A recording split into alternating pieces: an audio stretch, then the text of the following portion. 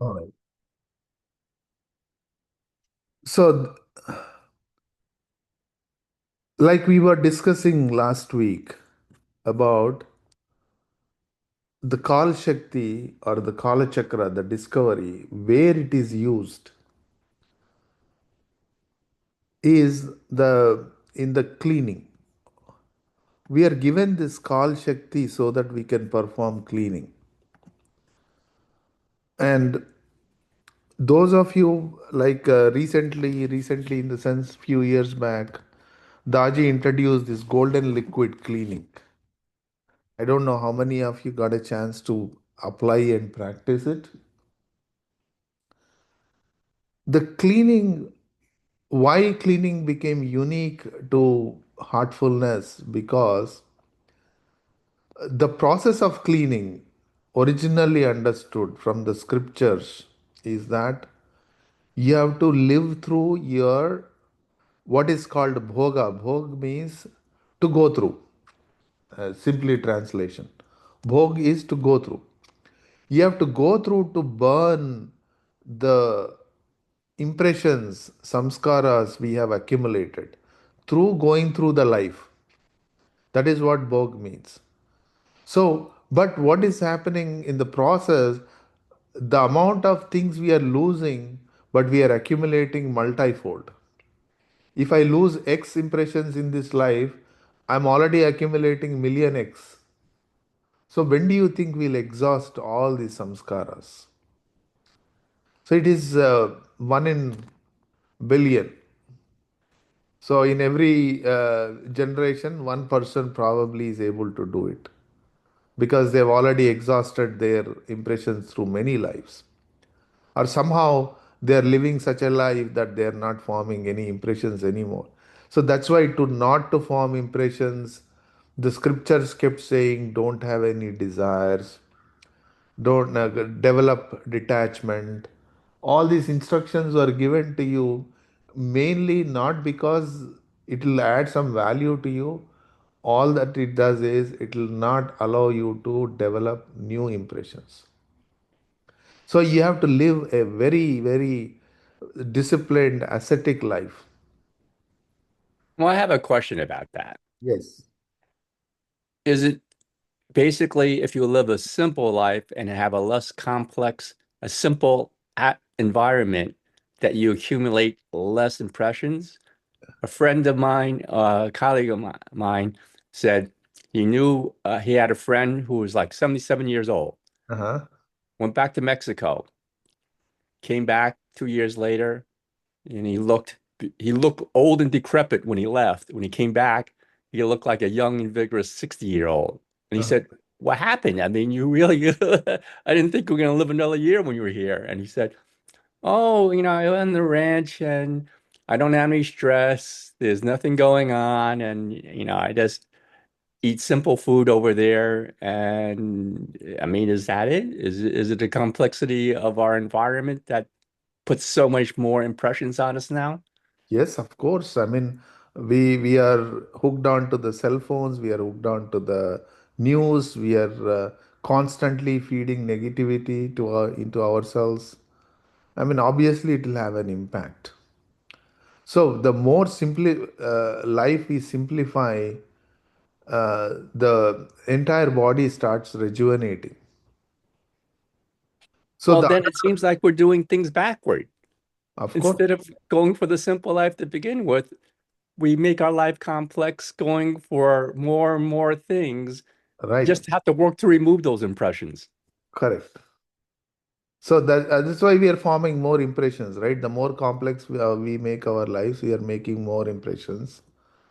So, and fortunately, once we are subjecting to the heartfulness, at least it is giving us a way to remove these impressions.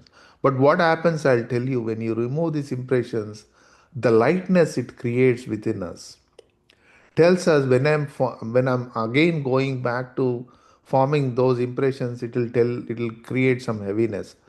See, right now we know that the heaviness is there, but we have not experienced that subtle to compare. So we are in the same loop, going and again doing the same things. But once we start cleaning, we feel the lightness. Once we start meditating, we know when to, which is creating more impression, which act is not creating more impressions. We will get have developed that discernment, discrimination, so that we don't form more samskaras. But however, where I'm going at is, until heartfulness, there was no process for cleaning other than living ascetic life, not forming more impressions. So Babuji has discovered this called Shakti. Why? Because to clean our impressions is basically going against the nature. To go against the nature, you need a power, Shakti, more than the nature itself. And discovering this Kal Shakti made possible for us to clean. That means we are applying the power which is beyond nature. See, without knowledge, we are doing so many things in artfulness, trust me. But it works. So, when we have these sessions with the trainer or the teacher, in the first few sessions, what happens is this Kal Shakti is enabled in each participant, each practicant, so that they can perform cleaning on their own. Without this, they cannot perform the cleaning. And this is the location. So, most of the Shaktis or powers are located along the spinal cord. But we are not given the full power of the Kal Shakti. Only a droplet, even not even a droplet, a tiny bit of Kal Shakti is given to us so that we can do the cleaning. But if the full Kala Shakti is given, we can destroy the whole world. We can destroy the entire existence completely if the full power of Kala Shakti is given to us. So that is why, and this Dayal Shakti is the grace. I will not go deep into it to just to keep stay on the subject. And this is the location of the Kala Shakti. So that's why in the golden liquid cleaning, all that we are doing is we are utilizing that power to fill our entire skeletal system with the golden liquid, which is nothing but the Kala Shakti. And then you do the cleaning, it becomes more and more effective than the regular cleaning. Daji gave it, but he did not emphasize on the practice because it created so much confusion in people. You know, we like to watch all the complicated things. We'll do political analysis, stock analysis. We talk about science, but when it comes to simple practices, we falter because we are used to complex things. We don't like simple things. That's why Babuji says simplicity deceives. Okay. So I just wanted to show you guys this sketch on the how the Kala Shakti is.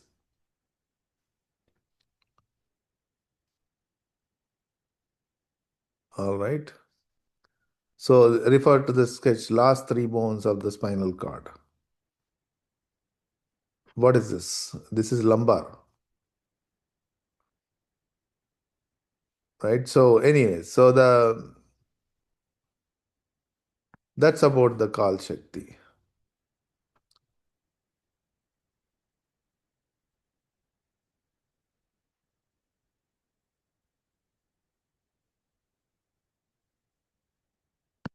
So heartfulness is the path of love, not power. So the moment we talk about Shaktis, I mean, of course, any Shakti is very destructive. The moment power is given to someone, you know, in a casual conversation, once Daji said, if you want to destroy someone, give them a lot of power. Okay. So power destroys, and it is proven again and again. And whoever has the power, they abuse the power. Even the smallest power, people we tend to abuse.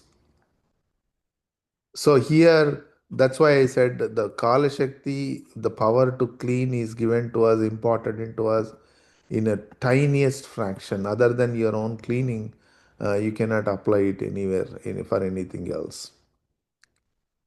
So the system is designed such that practitioners are insulated from any powers along the way.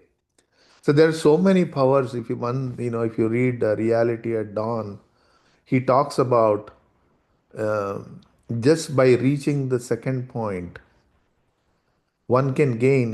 There is a monkey god in India is known to be very powerful. All the powers of that monkey god you will achieve by reaching second point. So the second rung of the ladder, we are already gaining a lot of powers, but we are insulated from those powers so that we don't get attracted to the powers rather than just stay on the path of love. So we cannot use them. The ability to use those powers as we are going up is removed. Also, any effect of that power that come our way are channeled into creating onward movement for the journey. That's all it is used for. So that's why it is so well designed, I would say, this heartfulness. Daji, I often hear about mystical powers of the yogis, especially astral travel. Can you talk about this? See, astral travel, we did talk about it last week, but I'll tell you what is the use of it.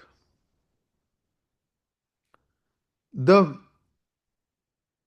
Babaji said a capable master when they're transmitting is there a transmission happens in two ways.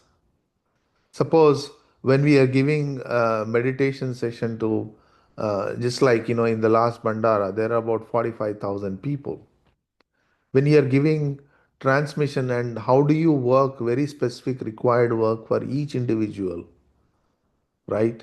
So the subtle body, the astral body of the master, works with each and individual person so that it can connect to the person at a one-on-one level. Even though there are 45,000 people, there are 45,000 astral bodies giving of the teacher giving one-on-one meditation session to the conducting one-on-one meditation session, right? So that's where the astral body is used for a very constructive purpose. Otherwise, astral travel has no meaning, really speaking, right? So if I can travel from here to India and see what's happening there, what value it really adds? It doesn't add any value unless this astral travel is used for a spiritual work. So that's why it says, that astral travel enables a yogi to go wherever the work demands. So work has to demand. And constantly, our teachers work through their subtle bodies, connect to every abhyasi or every practicant, every seeker, whenever, wherever they are sitting for meditation. So that is the beauty of the system. The master, without his showing his presence, working with each practicant almost one on one. Because of this astral travel ability, the subtle body can be taken anywhere. So that will is made. Okay, whoever is meditating, work on them at a one-on-one level, and the subtle body travels, gives you the session, and goes away. That's the beauty. So, any comments, questions?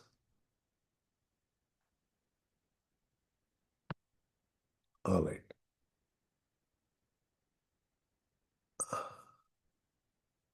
Development of intuitive capacity.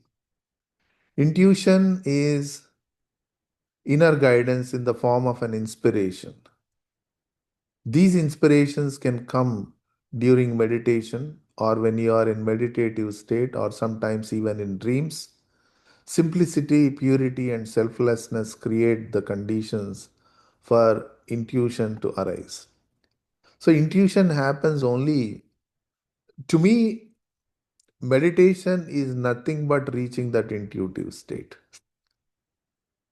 I'll give you an example and then we can get into meditation today.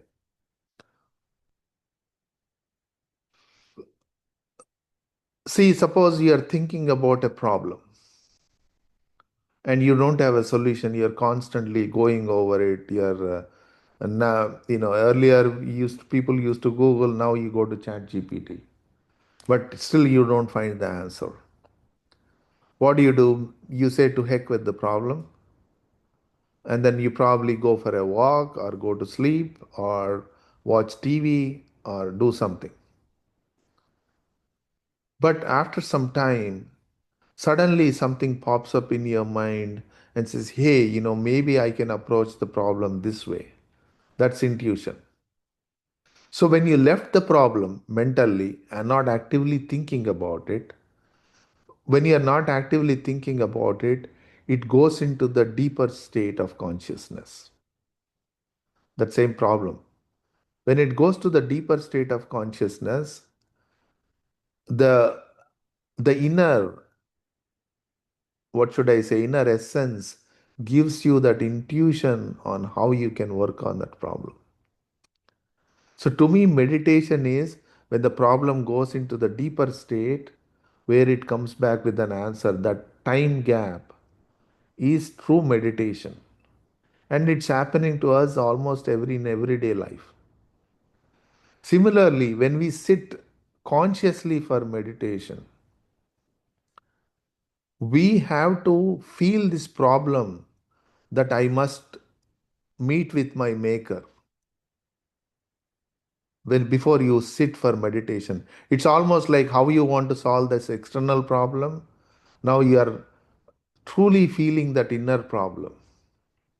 How to meet with my maker, my Lord, my God within me. If you feel that need, automatically that problem goes deep into the conscious state and it comes back with an answer. That means you are completely become unaware of that meditation, but the answer comes back. So a meditation should be done like that. That's why if you say, oh, I'm doing meditation for peace, you're, that peace idea of peace only an escapist idea. Means I'm not liking what's happening with me right now, so I want peace. I'm not liking my own thoughts, so I want peace. So in an escapistic idea, you cannot develop that intuition. But when you're seeking something, that's why all the practicants of meditation are called seekers. When I'm seeking something, the problem goes deep inside and comes back with the solution. Okay, I'll stop here and then we can get into meditation.